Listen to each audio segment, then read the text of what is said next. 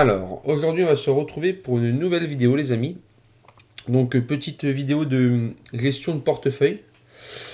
Donc, je vais vous dire ce que j'ai fait suite aux annonces de Donald Trump par rapport aux droits de douane, ce que j'ai vendu, ce que j'ai acheté ou pas. On va faire un petit suivi de portefeuille. Donc là, c'est le portefeuille global, hein, j'ai pas mis à jour, on va le mettre à jour ensemble, comme ça vous allez voir un peu les modifications. Mais juste avant, on va revoir pourquoi j'ai fait ces modifications et mon point de vue sur la situation quoi, un petit peu actuelle par rapport à tout ce qui est macroéconomique et un peu inquiétant sur certains points de vue.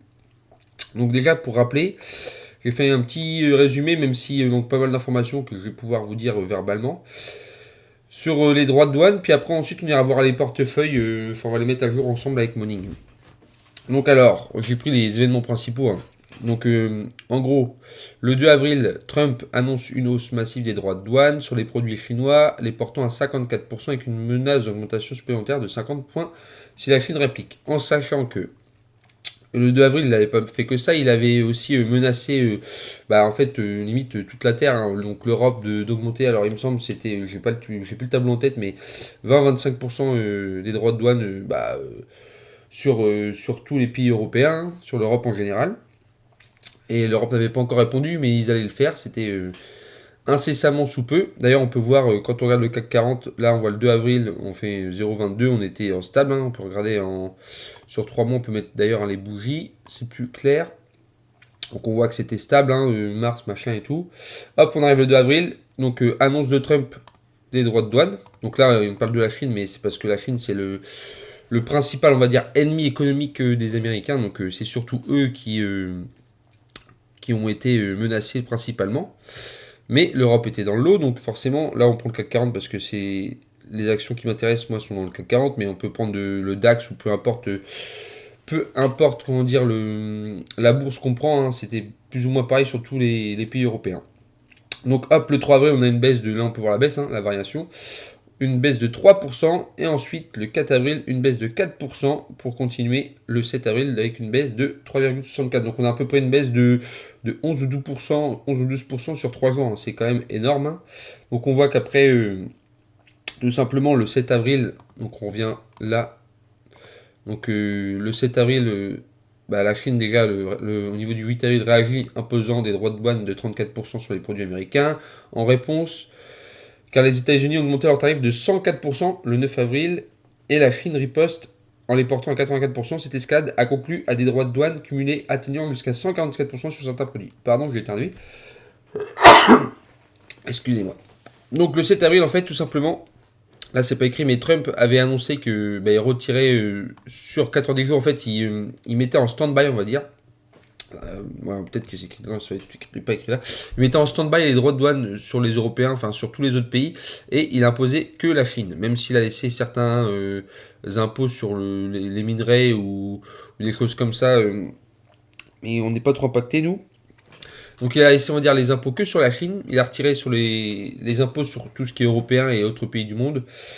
Donc forcément, quand on a cette nouvelle-là, le 8, enfin le 7 même, le 8, 1,29% de hausse. Et là, la bougie, on peut pas la voir là. Enfin, en tout cas, ça a repumpé direct. D'ailleurs, on voit une belle bougie verte. Puis ensuite, là, on est un peu en stagflation. Je pense qu'on va être en stagflation, ça c'est juste mon point de vue, jusqu'à une nouvelle annonce de Trump sur les droits de douane. Alors, soit les supprime pas, mais à mon avis, on va tourner autour de 7003, 7002 au niveau du CAC, hein. Par contre, si on casse les 6800, donc la bougie là qu'on avait atteint là, ça va faire très mal parce que si on casse les 6800, on retombe sur les points de 2023, hein, et sur les points là aussi 2023. Donc si on casse, on peut vraiment casser à la baisse, hein. Après, on peut toucher des points vraiment très bas. Je me demande si on va pas toucher les 6004. On est entre 6000 et 6004, je pense. Si ça casse à la baisse. D'ailleurs, on voit, hein, ça a quand même bien baissé, hein, là. Donc j'avais du PX2 là. Donc on va voir ça après. Donc, qu'est-ce que ça fait comme impact? Donc on a appelé ça le lundi noir, hein, le 7 avril. Les marchés mondiaux s'effondrent en Europe, le CAC 40 en chute de 4,82%, le DAX 4,26%, comme je vous l'ai dit, hein, toutes les bourses sont impactées. Donc les Anglais 4,38%, le Hong Kong enregistre une baisse de 13,22%, la plus importante depuis 1997, tandis que Taïwan subit une perte record de 9,7%. C'est quand même énorme. Hein. Donc le 8 avril, comme on a dit, hein, les pertes s'aggravent. Donc le CAC 40 a accumulé à peu près 12% de baisse, comme je vous ai dit, en 2-3 jours. En Espagne, 5,12, Italie, 5,18, donc 9200 milliards d'euros, sont environ la moitié du PIB de l'Union Européenne, sont retirés des marchés en quelques jours. Donc l'Union Européenne, face à la crise, donc il y a eu une commission, hein, je ne sais pas si vous vous souvenez, hein, donc pour négocier avec les UE, mais vu que les UE ont mis en stand-by pendant 90 jours, et l'Europe a fait également retirer ces menaces, hein, parce que c'était en cours de discussion pour imposer aussi les produits américains. Mais pour l'instant, c'est en stand-by. Donc on est un peu dans une économie morte, sauf entre la Chine et l'Amérique, hein, qui se font la guéguerre. Donc on a vu un Pékin intensifie sa riposte. Et là, dernièrement, donc il me semble que c'était il y a très peu de temps, hein, Trump a annoncé qu'il ne voudrait plus que Nvidia vende des puces aux Chinois. Donc Nvidia a fortement chuté en baisse d'ailleurs hier, parce qu'hier les marchés américains étaient ouverts, c'était pas férié aux États-Unis, hein, le 21 avril. On a eu une baisse de 3% à peu près du SP500, du Dow Jones et du Nasdaq. Hein. Donc on a une belle baisse hier des bourses américaines. Donc des entreprises comme Nvidia anticipent des pertes significatives avec un manque de 5,5 milliards de dollars en raison des restrictions sur les exportations de semi-conducteurs vers la Chine, comme je vous ai dit. Hein. Et le commerce mondial, l'Organisation mondiale du commerce, l'OMC, révise des prévisions anticipant une contraction de 0,2% du commerce mondial en 2025 contre une croissance initiale prévue de 2,7%. Donc la guerre commerciale déclenchée par les hausses des droits de douane de Donald Trump a provoqué une instabilité sans précédent sur les marchés financiers mondiaux. Les négociations internationales en cours seront déterminantes pour éviter une récession économique. Donc rendez-vous le 14 juillet. Voilà, c'est le 14 juillet, donc c'est pas dur à retenir pour nous, hein. Le jour de la fête nationale, on verra ce qui se passe au niveau des droits de douane. Alors, forcément, hein, on a affaire à Trump, ça peut être très bien avant, soit il va annoncer qu'il retire tout, soit il va annoncer qu'il remet en place, c'est vraiment le flou complet. C'est pour ça que les bourses sont une période, pour moi, là on va être en stagflation clairement pendant 90 jours, hors annonce exceptionnelle. Donc, qu'est-ce qui s'est passé sur mes investissements? Donc, on va commencer par le compte titre. Le compte titre, déjà, j'ai vendu 3M. Je l'ai vendu. Alors, je regarde en même temps sur mon téléphone parce qu'elle a fortement chuté. Ah, attendez. Il me semble que je l'ai vendu aux alentours de 123 euros. Alors, prix du titre 128,36. Donc là, il est à 98. Hein. J'ai quand même vendu 30 euros au-dessus. Hein.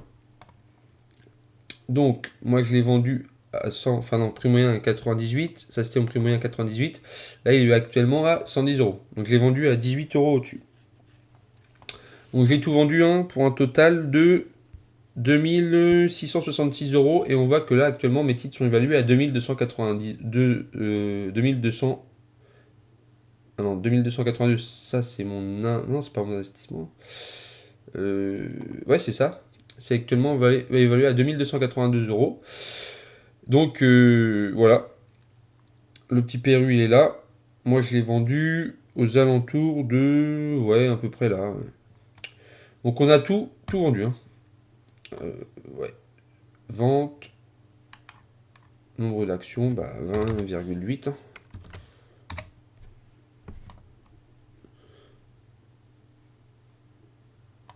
Est-ce que...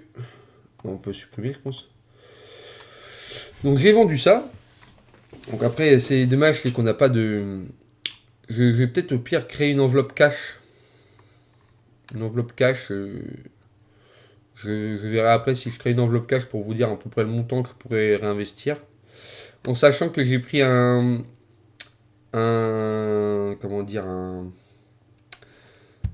Nasdaq 100 short en levier de 3. Mais ça, c'est vraiment du court terme. C'est juste pour parier sur la baisse actuelle du Nasdaq. Hein. Alors, j'ai vendu ça. Toc, toc, toc. Intel, Microsoft. J'ai vendu ça aussi. Solvotum, parce que pour moi, c'est pas une entreprise. C'était détaché de 3M, c'est pas une entreprise que je connais. Je l'ai vendu. Alors, j'ai vendu à combien Solvotum? J'aurais juste parce que c'était 336 euros, j'ai vendu ça. Et là, actuellement, on est à 289 euros. Donc, pareil, hein. J'ai bien fait de vendre au final. Faut quand même savoir encaisser des gains des fois, hein. J'ai vendu les actions Tesla qu'on m'avait offertes. Pour 58 euros, là, c'est 47,50, en sachant que c'était les actions offertes par Trade Republic. D'ailleurs, si vous voulez avoir ce genre d'actions gratuites, vous avez juste à prendre le lien qui est dans la description. Et si vous n'avez pas de compte encore chez Trade Republic, et ben vous aurez une part d'actions offerte. Ça peut être Apple, Tesla, Microsoft, peu importe. Moi, j'avais eu 0,24 actions de Tesla. Donc, à l'époque, c'était un prix moyen de 139 $, hein. Et bah voilà, j'ai encaissé la plus-value. Donc en gros, c'est comme si Trade Republic m'avait donné 58 euros. Donc voilà, on supprime, que je pourrais réallouer dans autre chose. Donc j'ai vendu Solvotum, Tesla 3M, et normalement, c'est tout. Donc là, pour l'instant, mon compte titre, voilà. C'est ça, et je n'ai pas réalloué de position, on va dire. Je n'ai pas encore réinvesti ce que j'ai vendu, mis à part pris un petit short, mais j'ai pas mis. Parce que là, on était à 2006 plus 300. On était un peu, j'ai 3 millions à peu près sur mon compte titre. J'ai pas mis toute la position sur le short, hein. Je suis pas non plus suicidaire. Donc j'espère faire un bon bénéfice sur le short pour réallouer quand ça se sera calmé. Donc on verra bien. J'ai des actions après que je voudrais acheter, hein. C'est peut-être. Je n'ai pas encore analysé, mais il y a du méta que je pense que je vais mettre dans mon portefeuille, que je vais pouvoir analyser d'ailleurs dans la prochaine vidéo. Je pense que je vais analyser méta. Vu que c'est une action que j'aimerais vraiment intégrer dans le portefeuille quand je vois les marges et les retours sur capitaux propres. Mais là, pour l'instant, du coup, il nous reste Alphabet, Microsoft pour les 7 magnifiques là. Ensuite, on a du Intel. Donc, j'ai pas mal de puces, hein. Du Intel, donc Alibaba, c'est pareil, je vais peut-être prendre du Amazon. Mais bon, avec la guerre commerciale, pour l'instant, je vais attendre que ça baisse. Alibaba, je me tâte même à vendre, vu que je suis en plus-value, je sais pas trop encore. Nike, bon, forcément, la Corée était impactée. Nike fabrique toutes ses chaussures pratiquement en Corée, donc ça a bien chuté.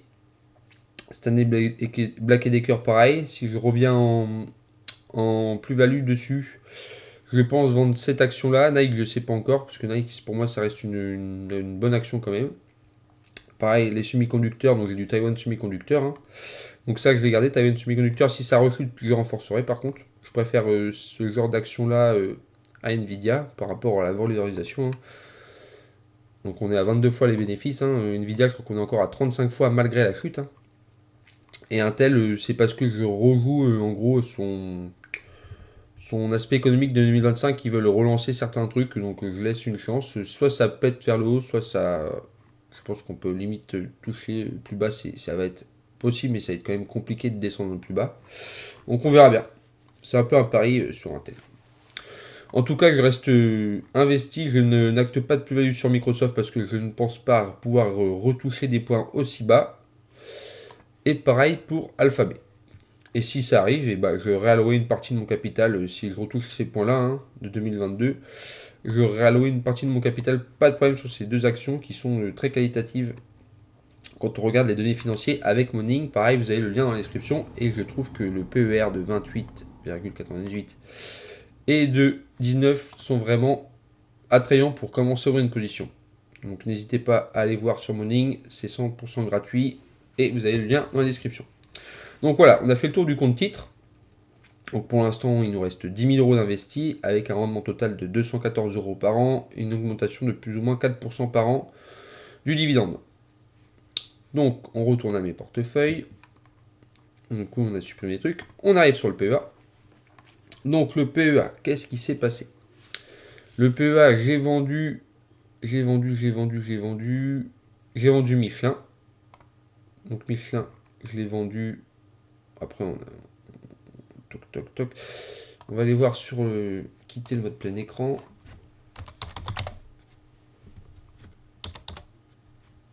Michelin. Donc on va mettre sur un mois. J'ai dû la vendre à peu près par là. Enfin, plus ou moins dans les prix où elle est actuellement. Donc, je supprime Michelin. ALD, j'ai gardé. Il me semble que j'ai supprimé que Michelin. Donc j'ai du Schneider. Ça, j'ai pas renforcé. Et par contre, bah, j'ai pareil, j'ai fait un versement. Alors, je vais juste aller voir LVMH. Retour à mes comptes. Hop. Je remonte un petit peu. Ah, bon. Je vais faire ça en même temps sur le téléphone tant qu'on est ensemble sur la vidéo. Donc je vais quitter. Ouais, au pire, on va laisser le. Non, je vais quitter. Et je vais vous dire ce que j'ai renforcé. Donc de toute façon, il n'y a pas de secret, je vous l'avais dit. J'ai renforcé du LVMH.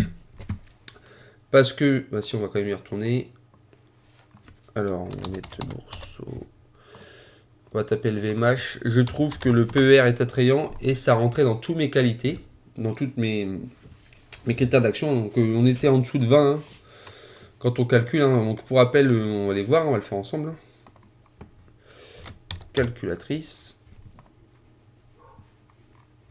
Alors. D'ailleurs, on voit qu'on est passé sous le prix qui considère le prix moyen de l'action. On est passé en dessous sur le site Morning. Donc moi, personnellement, je suis à l'achat et tous les mois, si j'ai de la liquidité en trop, je le mets pour l'instant sur LVMH. Et il y a peut-être, bah là c'est parce que ça a remonté, mais sinon il y avait Total que j'avais aussi dans l'œil du viseur avec cette baisse du pétrole. Regardez, en 3 mois, on est passé de 60 à 50. Mais Total, j'attends encore un peu de voir.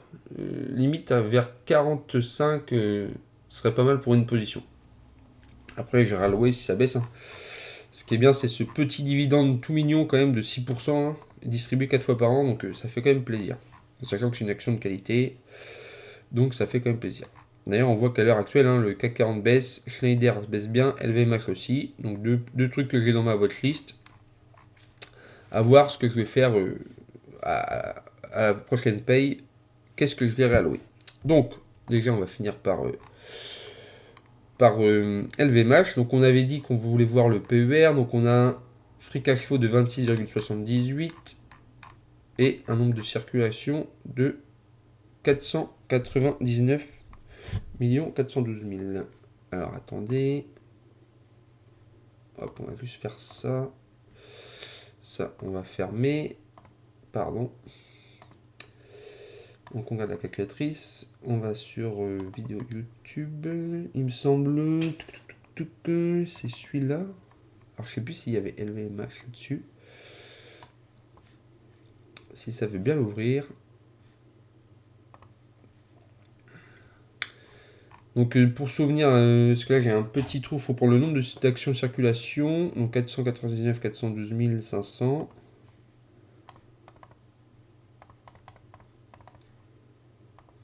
Hop. Ah non, ça rame. Alors, on avait fait Nike, voilà. Donc marge free cash flow. Non, c'était plus ça. Oh là, PER moyen. Hop. Oh là, je fais n'importe quoi. Excusez-moi. Donc on a dit le nombre d'actions multiplié par le free cash flow de 26,78.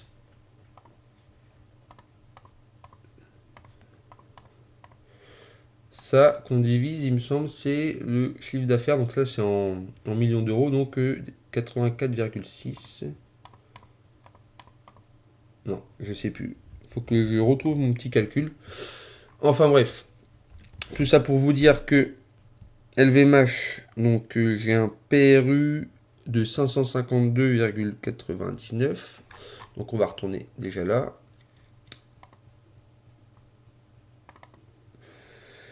C'est ça, hein, 552,99. En sachant que dans le PRU, on va mettre 553. Hein.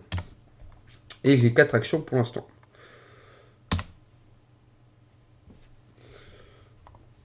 Si ça descend sous les 450, j'en rachète pas mal. Hein. Je pense, enfin pas mal. Si ça descend sous les 450, j'en reprends 2. Et si ça descend encore, 2 tous les mois. 2 actions tous les mois jusqu'à en atteindre, je voudrais au moins 10 000 euros de position sur LVMH, donc à peu près 20-25 actions. Donc 2 tous les mois, tant que c'est sous les 450. Même là, on est à 473,50. Je pense même, bah là, j'avais un peu de liquidité sur le PEA. Je pense que je vais faire comment dire, mes ordres limités parce que je trouve que c'est très attrayant. Alors je regarde juste, attendez, pour calculer le PER moyen. Je vais demander, il me semble que j'avais déjà demandé. Hop, regardez, ça va aller très vite. Comment calculer le PER d'une action? J'ai un trou, hein, désolé. Pourtant, j'avais tout noté, mais là, j'ai plus mes notes. Avec le nombre d'actions en circulation et le free cash flow par action. Je rajoute cette.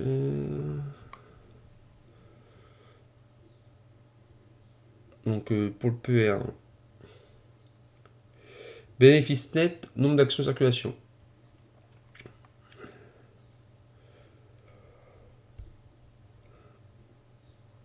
Voilà, c'est le prix de l'action qu'il faut prendre, c'est ça. Je sais pas pourquoi j'ai pris le chiffre d'affaires. Hein. Donc, alors, on a un free cash flow. Donc on va recommencer. Hein. On va retourner sur notre LVMH. Petite calculatrice. C'est juste pour vous dire pourquoi je suis acheteur, parce que je vous avais dit que moi pour le luxe je suis acheteur sous un PER de 20. C'est pour vous montrer qu'on est bien sous un PER de 20. Si ça vous intéresse bien sûr, parce que là ils mettent 20,2 mais ils n'anticipent pas forcément la baisse actuelle. Donc on reprend le nombre d'actions, en sachant que Bernard Arnault rachète souvent des actions avec sa holding Christian Dior ou avec son argent personnel. Hein.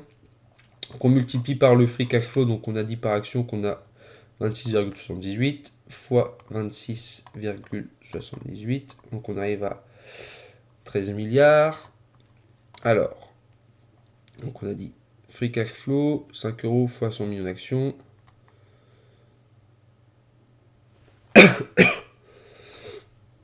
Donc,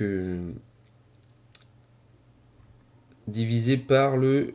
Je crois que c'est divisé par le prix de l'action. Alors, on va essayer... Divisé par... Donc là, actuellement, on est à 474 euros, on va arrondir. Non. Ah putain, pourquoi j'arrive pas là? Attendez. Free cash flow. Donc on a dit hein, 26,78. Donc fois 100 millions, ça c'est le nombre d'actions en circulation. Avec capitalisation boursière, 50 euros. Oui, d'accord. Oh, putain. Donc en gros, tout simplement, le nombre d'actions. 400, attendez. On recommence. Hein. On va y arriver, on va y arriver. Alors je sais, ça fait pas très professionnel, mais au moins, je préfère être franc avec vous. Je préfère le faire avec vous, même si là j'ai un trou. Ça fait un moment que j'ai pas fait de vidéo, hein. J'étais débordé en ce moment. Donc on va faire x 474 divisé par 26.